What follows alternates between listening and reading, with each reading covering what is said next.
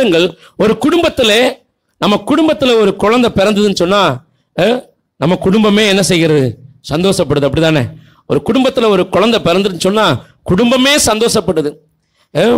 ஊர்ல ஒரு முக்கியஸ்தருடைய ஒரு குடும்பத்துல பிறந்த குழந்தைய குறிச்சு அந்த ஊரே சந்தோஷப்படுது. எங்க ஊர் தலைவர் குடும்பத்துல இந்த ஒரு தம்பி பிறந்திருக்குது, குழந்தை பிறந்திருக்கிறது என்று சொன்னா அந்த ஊர் சந்தோஷப்படுது.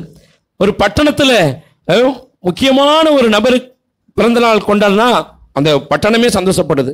நம்முடைய தேசத்துல ஒரு ராஜா பிறந்திருக்கிறார் அப்படின்னு சொன்னா தேசம் சந்தோஷப்படுகிறது.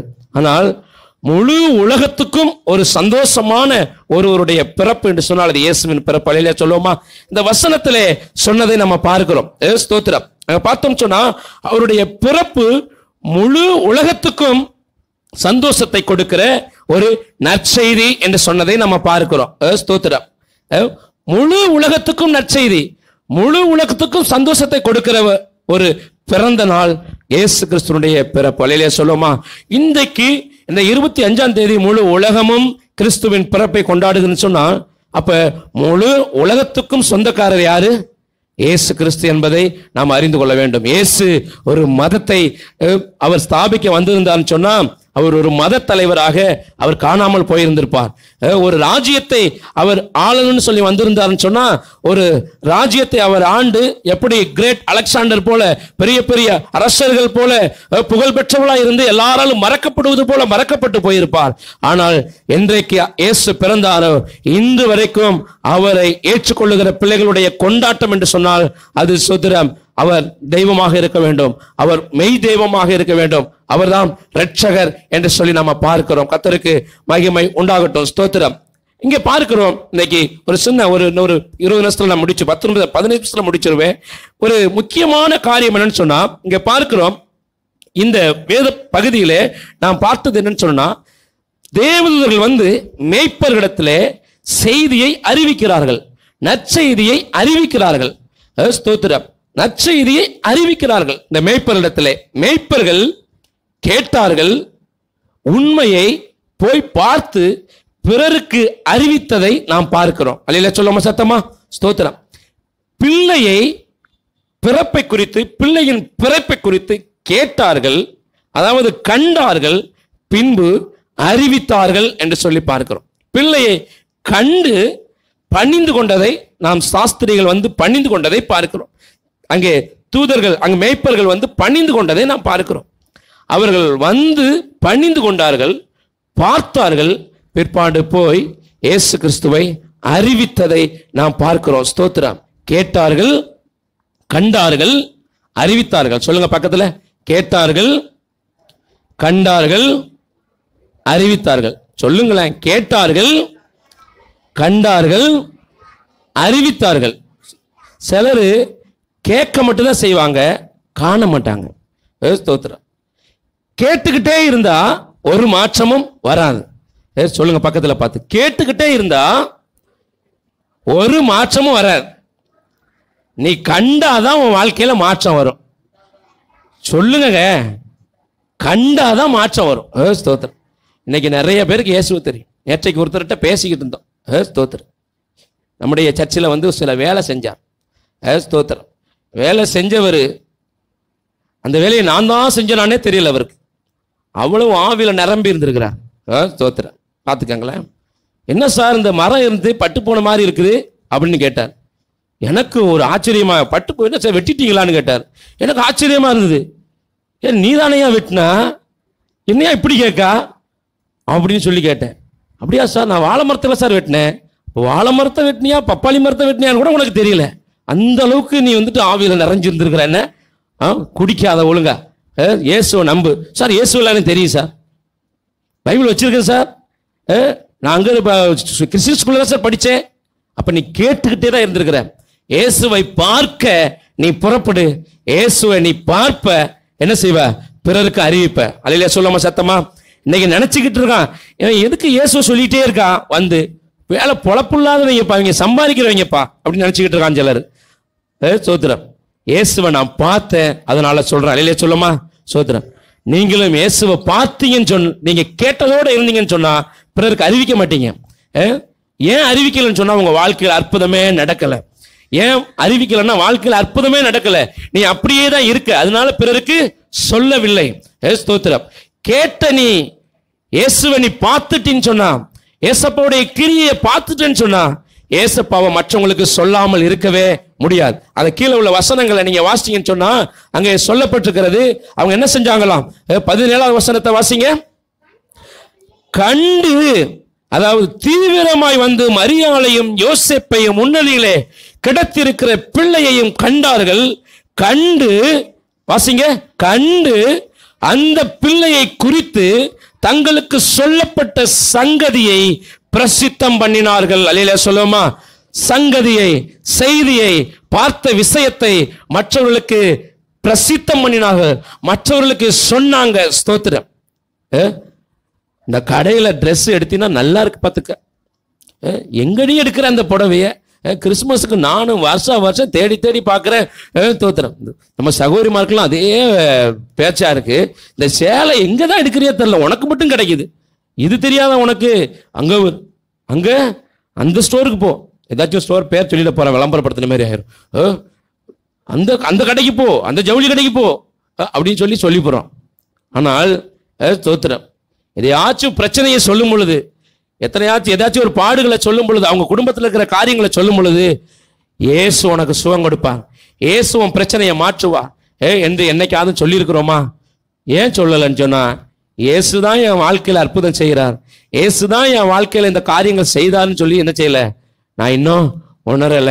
அதுதான் ரீசன் என்று சொல்லி நம்ம பார்க்கிறோம். இயேசு நம்முடைய வாழ்க்கையில வந்து விட்டால், இயேசுவை நம்ம கண்டு கொண்டோம் என்று சொன்னால், ஸ்தோத்திரம், நம்முடைய வாழ்க்கையில மாற்றம் வந்துவிடும். நம்முடைய வாழ்க்கையில மாற்றம் வந்துவிடும். எடுத்து வாசிங்க யோபுவின் புஸ்தகம், அங்கே 42வது அதிகாரம், அங்கே 5:6 யோபு சொல்லும் பொழுது சொல்லுகிறார்.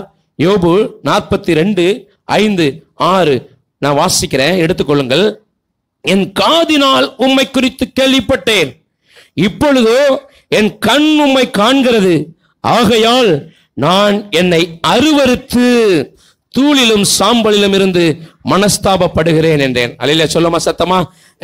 என் காதுனால இதுவரைக்கும் கேட்டுக்கிட்டே இருந்தேன், எனக்குள்ள எந்த மாற்றமும் இல்லை, இப்பொழுதோ என் கண் உம்மை காண்கிறது, ஆகையால் நான் என்னை அருவருக்கிறேன். அதான் சொல்லப்பட்டிருக்கு. இன்னைக்கு தலைய தூக்கிக்கிட்டு நல்லா நெஞ்ச நிமித்து நடக்கிற இல்லையா? ஏசு கிறிஸ்துவை நீங்க பார்த்துட்டீங்கன்னு சொன்னா, இதெல்லாம் ஒரு பொழப்பா, இதெல்லாம் ஒரு வாழ்க்கையா? ஸ்தோத்திரம். ஏசு எவ்வளவு நல்லவன், ஏசு எனக்கு எவ்வளவு மேன்மையான காரியங்களை வச்சிருக்கிறார். இதெல்லாம் இப்படிப்பட்ட சிற்றின்பங்கள், இப்படிப்பட்ட இந்த உலக மாய்மாலமான இந்த காரியங்களுக்காக நான் எவ்வளவு வைராக்கியம் பாராட்டிருக்கிறேன் என்று சொல்லி உங்களையே நீங்கள் அருவருத்துக் கொள்ளுவீங்கள். அதுதான் சத்தியம். அதுதான் சோதரம் கர்த்தர் நம்மளுடைய கண்களை திறப்பது. யோபு அதைத்தான் சொல்றார்.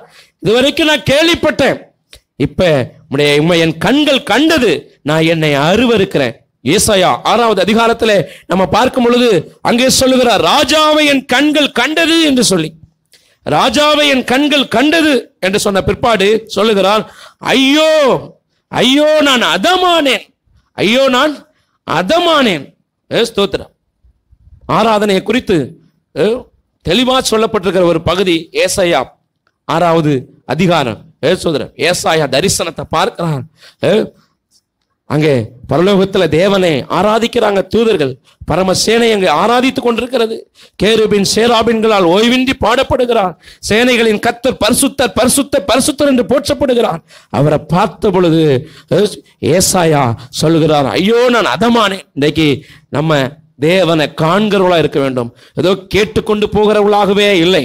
இந்த கிறிஸ்துமஸ் ஏதோ நான் கேள்விப்பட்ட கிறிஸ்துமஸாக அல்ல, கர்த்தரை என் கண்கள் காண்கிற கிறிஸ்துமஸாக இருக்கணும். ஸ்தோத்திரம். கேட்டுட்டே போகக்கூடாது, சிலர் கேட்டுட்டே போகக்கூடாது. என் இயேசுவை நான் பார்க்கணும், அவருடைய கிரியை என் வாழ்க்கையில பார்க்கணும், அவர் என் வாழ்க்கையில அற்புதம் செய்கிறத பார்க்கணும். இயேசு இந்த உலகத்துக்கு இரட்சகராக வந்தார், விடுவிக்க வந்தார், எனக்காக ஜீவனை கொடுக்க வந்தார், எனக்காக எல்லாவற்றையும் அவர் சிலுவையில செய்து முடித்தார்.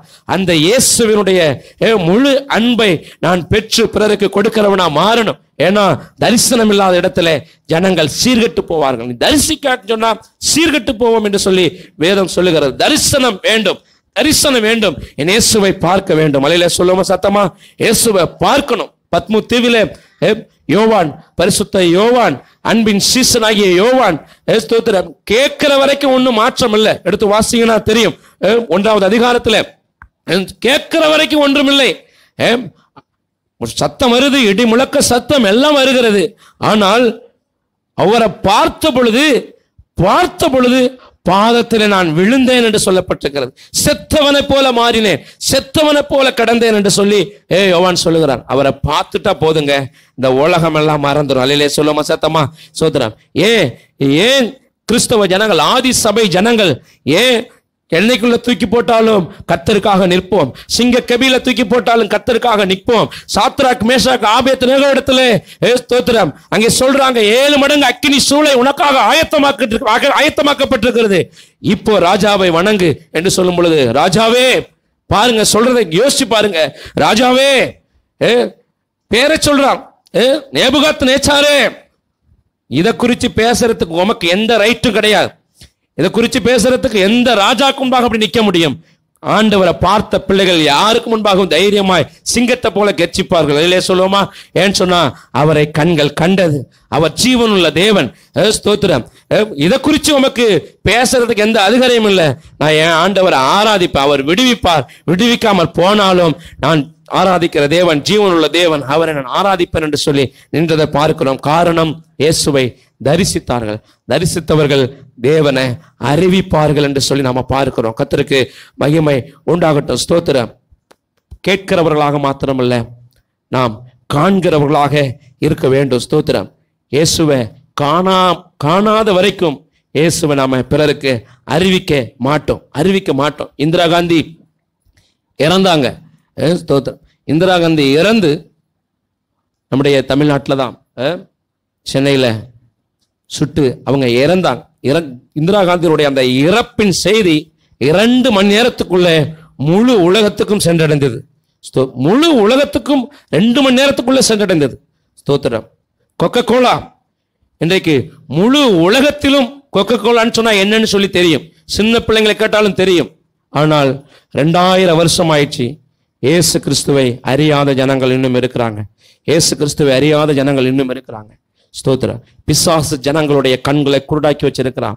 இயேசுவை ஏற்றுக்கொண்ட நீங்களும் நானும் அவரை கண்டவர்களாக மற்றவர்களுக்கு அறிவிக்க வேண்டியது நம்முடைய கடமை என்பதை ஸ்தோத்திரம் மறந்து போகக்கூடாது. உண்மையான கிறிஸ்துமஸ் என்னன்னு சொன்னா இயேசு கிறிஸ்துவை பிறருக்கு அறிவிப்பதுதான். ஸ்தோத்திரம். அவர் உலகத்துக்காக பிறந்தார். ஸ்தோத்திரம். பக்கத்து வீட்டுல இருக்கிற ஸ்தோத்திரம் இயேசுவை அறியாத அன்பான சகோதரனுக்காக பிறந்தா, சகோதரிக்காக பிறந்தா. ஸ்தோத்திரம். புத்தாடை உடுத்தி கொண்டு கேக்க வெட்டிட்டு ஸ்தோத்திரம் நல்லா பலகாரத்தை சாப்பிட்டுட்டு எல்லாம் நல்லது, நல்லா சாப்பிட வேண்டும், புத்தாடை உடுத்த வேண்டும், எல்லாம் செய்ய வேண்டும்.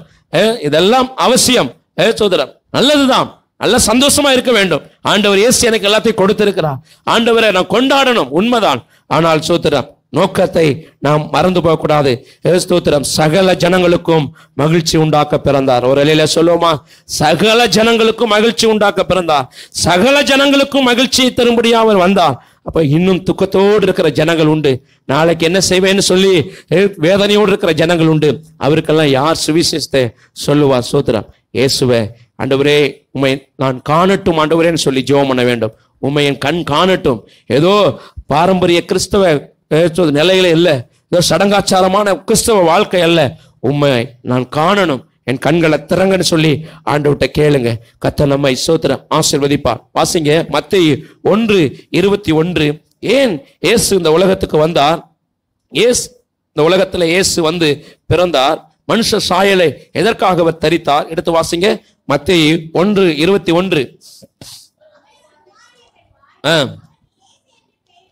அவருக்கு இயேசு என்று பெயரிடுவாயாக, ஏனெனில் அவர் தமது ஜனங்களின் பாவங்களை நீக்கி அவர்களை ரட்சிப்பார். வழியிலே சொல்லாம சத்தமா? அவர் எதற்காக பிறந்தார் என்று சொன்னால், தமது ஜனங்களின் பாவங்களை நீக்கி அவர்களை ரட்சிப்பார். தமது ஜனங்களின் பாவங்களை நீக்கி அவர்களை ரட்சிப்பார். ஸ்தோத்திரம். இந்த உலகம் ஆதாமினால தேவனால படைக்கப்பட்ட தேவனால சிருஷ்டிக்கப்பட்ட முதல் மனுஷனாகிய ஆதாமால இந்த பாவம் உண்டானது. அவனுடைய வித்து இன்றைய வரைக்கும் மனுஷனுக்கு பாவத்தை கொடுக்கிறதா இருக்கிறது. அந்த பாவத்தை நிவர்த்தி செய்யும்படியாக தேவனாகிய அவர் தம்முடைய குமாரனை, தேவனாகிய அவர் மனுஷ சாயலை தரித்து இந்த உலகத்திலே வந்தார். ஸ்தோத்திரம். இன்றைக்கு இந்த உலகம் பொல்லாங்குக்குள் கிடக்கிறது. பாவ உலகத்தில் நாம் வாழ்ந்து கொண்டிருக்கிறோம். நம்மை ரட்சிக்கும்படியாக தான் இந்த உலகத்துக்கு வந்தார். முதலாவது ரட்சிப்பு எதிலிருந்து? பாவத்திலிருந்து ரட்சிக்க ஆண்டவர் இயேசு இந்த உலகத்துக்கு வந்தார். ஸ்தோத்திரம். 1 தீமோத்தேயு 1:15 சொல்லப்பட்டிருக்கிறது, எல்லாரும் தேவ மகிமை அற்றவர்கள் ஆகி என்று சொல்லி. ஸ்தோத்திரம். வாசிங்க 1 தீமோத்தேயு 1:15. பாவிகளை ரட்சிக்க கிறிஸ்து இயேசு உலகத்திற்கு வந்தார். பாவிகளை ரட்சிக்க கிறிஸ்து இயேசு உலகத்தில் வந்தார். ஸ்தோத்திரம். பார்க்கிறோம், இன்னைக்கு கொடிய பாவங்கள் தேசத்தில் நடந்து கொண்டிருக்கிறது. எத்தனை சட்டம் போட்டாலும் என்ன செய்தாலும் இன்றைக்கு மனுஷன் துர்க்கிரியைகளை செய்து கொண்டுதான் இருக்கிறான், பாவம் செய்து கொண்டுதான் இருக்கிறான். பாவத்தை நிவர்த்தி பண்ணுகிற, பாவத்திலிருந்து விடுதலை தர ஒருவராலே மாத்திரம்தான் முடியும். அவர்தான் இயேசு. அல்லேலூயா சொல்லுமா சத்தமா? அவர்தான் இயேசு. சோதரம். எத்தனை சட்ட திட்டங்கள், எத்தனை கண்டிஷன்கள், எத்தனை ஒழுங்குகள், இப்படிதான் நடக்கணும் அப்படிதான் நடக்கணும். அரசியல்வாதிகள் என்னதான் செய்தாலும் பாவத்தை ஒழித்து கட்ட முடியவே முடியாது. ஏனென்று சொன்னால் இது சோதரம் பிசாசு ஆதிக்கம் செய்கிற உலகம். சோதரம். இந்த உலகத்துல இயேசுவை ஏற்றுக்கொள்ள வேண்டும். ஸ்தோத்திரம். அங்க பார்க்கிறோம் ரோமர்ல எல்லாரும் தேவ மகிமையற்றவர்களாகி, ஸ்தோத்திரம், எல்லாரும் தேவ மகிமை அற்றவர்களாகி என்று சொல்லப்பட்டிருக்கிறது. ஸ்தோத்திரம். அப்ப நன்மை செய்கிறவன் ஒருவனும் இல்லை என்று சொல்லி சங்கீதக்காரன் சொல்லுகிறான். நன்மை செய்கிறவன் ஒருவனும் இல்லை. இப்ப ஆண்டவர் இந்த உலகத்துக்கு வந்தார். ஸ்தோத்திரம்.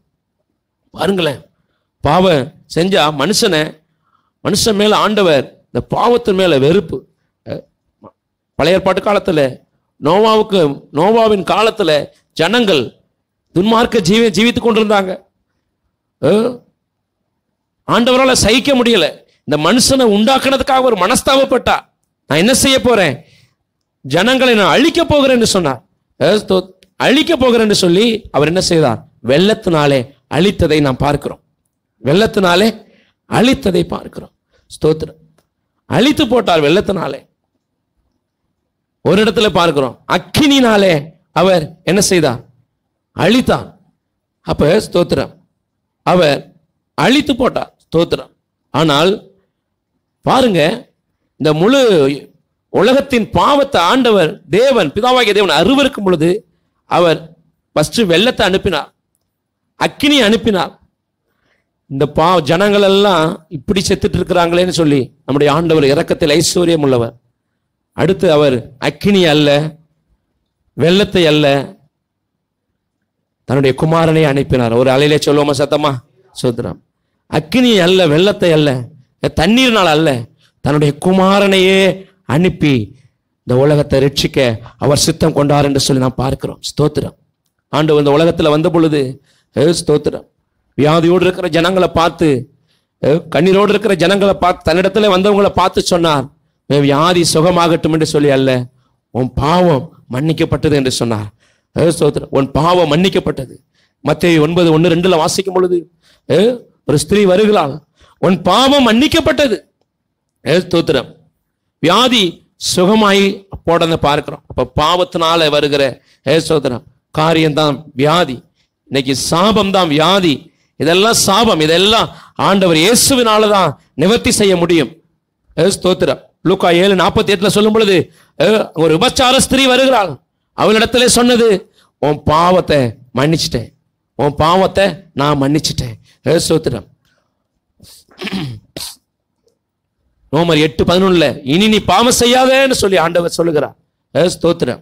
அப்ப ஆண்டவர் பாவத்தை மன்னிக்கும்படியாக இந்த உலகத்துல அவர் வந்தார். ஸ்தோத்திரம். இன்றைக்கும் இந்த பாவ மன்னிப்பின் நிச்சயத்தை நீங்க இந்த உள்ளுக்குள்ள இருக்கிற, நீங்க ஆலயத்துக்குள்ள இருக்கிற நீங்க பெறவில்லை என்று சொன்னால் இன்றைக்கு பெற்றுக்கொள்ள வேண்டும். அல்லேலூயா சொல்லுமா சத்தமா? ஸ்தோத்திரம்.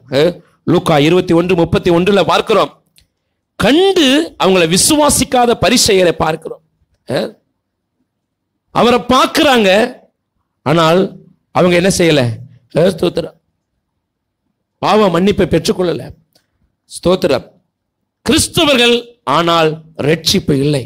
வேதபாரகர்கள் ஆனால் ரட்சிப்பு இல்லை. வேதத்தில் பார்க்கிறோம். வேதத்தை எடுத்து வாசிக்கிறாங்க, ஆனா அவங்க ரட்சிக்கப்படவில்லை. ஸ்தோத்திரம். அவங்க ஆண்டவரை ஏற்றுக்கொள்ளவில்லை. அப்படிப்பட்ட ஒரு கிறிஸ்தவ ஜீவியம் நமக்குள்ளே இருக்கக்கூடாது. இயேசு ஆண்டவர் எனக்குள்ளே வர வேண்டும். ஸ்தோத்திரம். இயேசு வந்தா ரட்சிப்பு. ஸ்தோத்திரம். இயேசு வந்தா ரட்சிப்பு. ஸ்தோத்திரம். பாவ மன்னிப்பை பெற்றுக்கொள்ளாவிட்டால் ஒரு அர்த்தமற்ற ஒரு கிறிஸ்தவர்களாக, ஒரு கிறிஸ்தவ ஜீவியம் ஜீவிக்கிறவர்களாக நம்ம மாறிவிடுவோம். முதலாவது அவர் வந்தது நம்முடைய பாவத்திலிருந்து நம்மளை விடுதலையாக்க, பாவத்திலிருந்து ரட்சிக்க ஆண்டவர் வந்தார். ஸ்தோத்திரம். இன்னொன்னு வாசிங்க, இன்னொரு வசனத்தை வாசிங்க. எரேமியாவின் புஸ்தகம் 14:8 முடிச்சிடறேன். வாசிங்க. எரேமியா 14:8.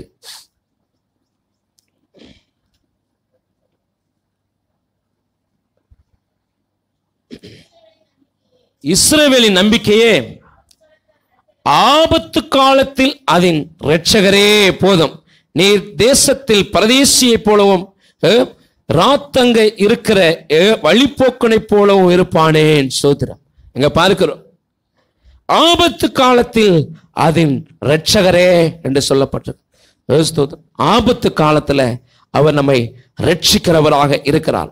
ஆபத்தில் நானே அவனோடு இருந்து தப்புவித்து அவனை கனப்படுத்துவேன் என்று சொன்னார். ஆண்டவர் எதற்காக ஐயா பிறந்து வந்தார்? ஸ்தோத்திரம். ஆபத்து காலத்துல நம்மளை ரட்சிப்பதற்காக அவர் வந்தார். அவனோடு இருந்து இம்மானுவேல் என்று சொல்லி பெயரிடுவாயாக. இம்மானுவேல் என்று சொன்னால் தேவன் நம்மோடு கூட இருக்கிறார். அல்லேலூயா சொல்லுவோமா? ஸ்தோத்திரம். எதற்காக வந்தார்? நம்ம கூட இருப்பதற்காக வந்தார். ஸ்தோத்திரம். எவ்வளவு சந்தோஷம். நம்ம கூட இருப்பதற்காக அவர் வந்தார். ஸ்தோத்திரம். இயேசு என்னோட இருக்கிறார், அவர் உயிருள்ளவராக இருக்கிறார். சொல்லுங்க பார்த்து, இயேசு என் கூட இருக்கிறார், அவர் உயிருள்ளவராக இருக்கிறார். ஸ்தோத்திரம். எதற்கும் கவலை இல்லை, எதற்கும் பயம் இல்லை. ஸ்தோத்திரம். எலிசாவை பார்க்கிறோம். எலிசாவோட வேலைக்கார ஒருத்தர் இருந்தான். எலிசாவோட வேலைக்காரன் உள்ள இருந்து வெளியே வந்தான். வந்து ஐயோ ஆண்டவனே இன்றைக்கு தொலைந்தோம் என்று சொல்லுகிறான். இன்றையோடு நம்முடைய சாப்டர் முடிந்தது, ஒரு நிமிஷம் இறப்பான்னு சொல்லி ஆண்டவர்கிட்ட ஜெபம் பண்றான். ஆண்டவரே இவன் கண்ணை திறங்கப்பா. பார்த்தா எலிசாவுக்கு சோதரம், எலிசாவை சுற்றிலும் அக்கினிமயமான ரதங்கள் இருக்கிறது. அவனுக்கு சோதரம் பெரிய பாதுகாப்பு கர்த்தர் கொடுத்திருக்கிறார். இவன் கண்ணு திறக்கப்பட்டது. பாரு, அங்க பாரு, அவர்களோடு இருக்கிறவர் பார்க்கலாம் நம்மோடு இருக்கிறவர்கள் அதிகம். அல்லையிலே சொல்லுவோமா? சோதரம்.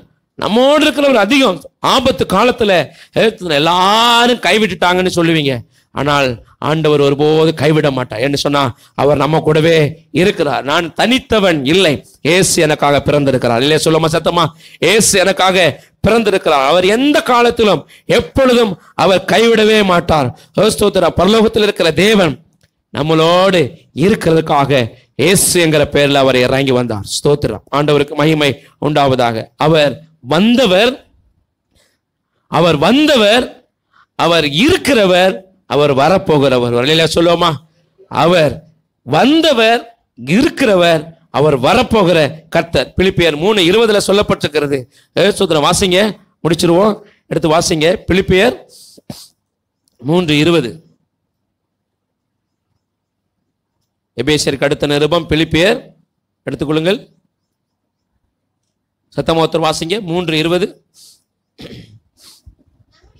நம்முடைய குடியிருப்போ பரலோகத்தில் இருக்கிறது, அங்கே இருந்து கர்த்தராய் இருக்கிற இயேசு கிறிஸ்து என்னும் இரட்சகர் வர எதிர்பார்த்து கொண்டிருக்கிறோம். அல்லேலூயா சொல்லுமா சத்தமா? அல்லேலூயா. ஸ்தோத்திரம். எதிர்பார்த்து கொண்டிருக்கிறோம். ஒரு முறை வந்துட்டார், அவர் பிறந்துட்டார், பாவங்களை நமக்கு ஆண்டவர் மன்னிச்சிட்டார். ஸ்தோத்திரம். இன்னொரு முறை அவர் வரப்போகிறார். ஸ்தோத்திரம். அவர் இருக்கிற இடத்துல நாமும் இருக்கும்படி நம்மை அவர் சேர்த்துக் கொள்ள போகிறார். அன்றைக்கு சகல ஜனங்களும் அல்ல, அன்றைக்கு சகல ஜனங்களும் அல்ல. ஸ்தோத்திரம். தேவதூதர் என்ன சொன்னாங்க?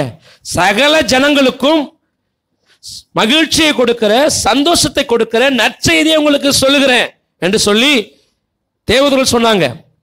ஆனால் இங்க பார்க்கிறோம் வேதத்துல இன்னொரு முறை வரப்போறார்.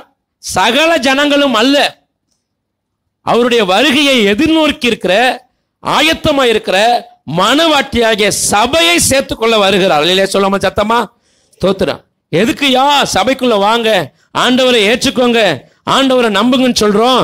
ஒரு முறை பிறந்து வந்து 2000 வருஷம் வரைக்கும் ஆண்டவர் நமக்கு காலங்களை கொடுத்திருக்கிறார். ஸ்தோத்திரம். சீக்கிரமாய் வரப்போகிறார். மீண்டும் சகல ஜனங்களையும் கூட்டி போக அல்ல, ஆயத்தமா இருக்கிற பரிசுத்தமா இருக்கிற கரைதிரை இல்லாமல் இருக்கிற மனவாட்டியை சேர்த்துக்கொள்ள அவர் மீண்டும் வருகிறார். வாசிங்க எபிரேயர் 11:14. எபிரேயர் 11:14 டக்குன்னு வாசிங்க.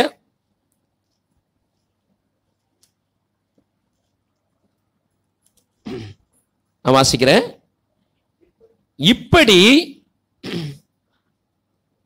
இப்படி அறிக்கை இடுகிறவர்கள் சுய தேசத்தை நாடி போகிறோம் என்று தெரியப்படுத்துகிறார்கள். அல்லேலூயா சொல்லுவோமா? சுய தேசத்தை. உங்க நாடு என்ன நாடு? இந்தியாவா? இந்தியா தான். நம்ம நாடு இந்தியா தான். அது பரதேசியா நம்ம இருக்கிறதுக்கு கொடுக்கப்பட்ட நாடு. அல்லேலூயா சொல்லுவோமா? பரதேசி. நாமெல்லாம் பரதேசியா இருக்கிறோம். மேல போற பரதேசி. இந்த உலகத்துல நமக்கு ஒண்ணுமே கிடையாது. இந்த உலகத்துல வீடா கட்டி வச்சிட்டு இருக்க, பேங்க்ல அக்கௌண்டா சேர்த்து வச்சிட்டு இருக்க, சோதரம் உனக்கு மேல இருக்கு. சோதரம். அல்லேலூயா சொல்லுமா சத்தமா? நாம அறிக்கை செய்து கொண்டே இருக்கணுமா? சொல்லப்பட்டது, தெளிவா சொல்லப்பட்டது. இப்படி அறிக்கையிடுவர்கள் சுய தேசத்தை நாடி போகிறோம் என்று தெரியப்படுத்து. சுய தேசத்தை நாம நாடி போகிறோம். சோத்திரம். ஐஸ்வர்யம் வேணும், ஆஸ்தி வேணும். சோத்திரம். ஆனால் இது மாத்திரம் கிடையாது. நாம சுய தேசத்தை நாடி போக வேண்டும். நம்ம அந்நியர், நாமெல்லாம் அந்நியர், பரதேசி என்று சொல்லி தெளிவா சொல்லப்பட்டிருக்கிறது வேதத்துல.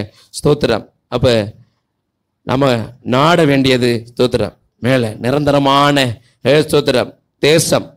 நிரந்தரமான நம்முடைய தேசம் எங்க இருக்கிறது? பரலோகம் என்று சொல்லி நாம பார்க்கிறோம். கர்த்தருக்கு மகிமை உண்டாகட்டும். இன்னும் ஒரே ஒரு வசனத்தை வாசி நம்ம முடிச்சிருவோம். அப்படியே சொல்லிட்டே இருக்க நினைக்காதீங்க. 2 பேதுரு 3வது அதிகாரம் வாசிக்கிறேன். 2 பேதுரு 3வது அதிகாரம் 12வது வசனத்தை நான் வாசிக்கிறேன். எல்லாம் கேளுங்க. தேவனுடைய நாள் சீக்கிரமாய் வரும்படிக்கு மிகுந்த ஆவலோட காத்திருங்கள். அந்த நாளிலே வானங்கள் வெந்து அழிந்து போம், பூதலங்கள் எரிந்து உருகி போம். 14 ஆகையால் பிரியமானவர்களே, இவைகள் வர காத்திருக்கிற நீங்கள் கரையற்றவர்களும் பிழையில்லாதவர்களுமாய் சமாதானத்தோட அவர் சந்நிதியில் காணப்படும்படி ஜாக்கிரதையாயிருங்கள். அல்லேலூயா சொல்லுமா சத்தமா? ஜாக்கிரதையாயிருங்கள். ஸ்தோத்திரம். என்ன பாஸ்டர் கிறிஸ்துமஸ் நாள்ல வருகையின் செய்தியை கொடுக்குறீங்க? ஸ்தோத்திரம். அதுதான் கிறிஸ்துமஸ் செய்தி. அல்லேலூயா சொல்லுமா? ஸ்தோத்திரம். இதுதான் கிறிஸ்துமஸ் செய்தி. ஸ்தோத்திரம். ஆண்டவர் வரப்போகிறார். அதற்கு என்ன செய்யுங்க? ஜாக்கிரதையா இருங்க, காத்திருங்க, கரைதிரை இல்லாம இருங்க, ரெடியாகுங்க, ஆயத்தப்படுங்க என்று சொல்லி ஆண்டவர் சொல்லுகிறார். ஸ்தோத்திரம். கிறிஸ்துமஸுக்கு எத்தனை பேர் எப்பயிலிருந்து ஆயத்தப்பட்டீங்க? சொல்லுங்க. எப்பயிலிருந்து ஆயத்தப்பட்டீங்க?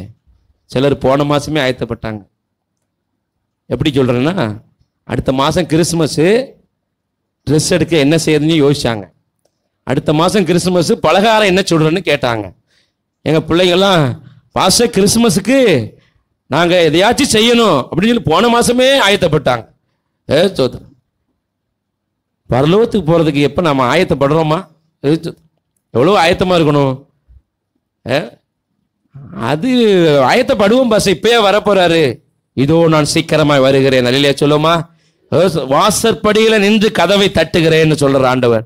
இதோ நான் சீக்கிரமா வர்றேன். வாசப்படிக்கு வந்துட்டார். வாசப்படி வந்துட்டார். இது 11ஆம் மணி வேலை. கடைசி காலத்துல ஊழியம் செய்து கொண்டிருக்கிறோம். ஸ்தோத்திரம். ஆயத்தப்படுறோமா? ரெடி ஆகிறோமா? ஸ்தோத்திரம். ஒரு நாள் மகிழ்ச்சிக்கு ஆயத்தமாகி வந்திருக்கிறோம். ஸ்தோத்திரம். புத்தாடையெல்லாம் ட்ரெஸ் வாங்கி கடனை உடனே வாங்கினாலும் எதையாச்சும் பிள்ளைகளுக்கு கொடுத்துறோம்னு சொல்லிட்டு ஆயத்தப்பட்டு நம்ம வந்துடுறோம். ஸ்தோத்திரம்.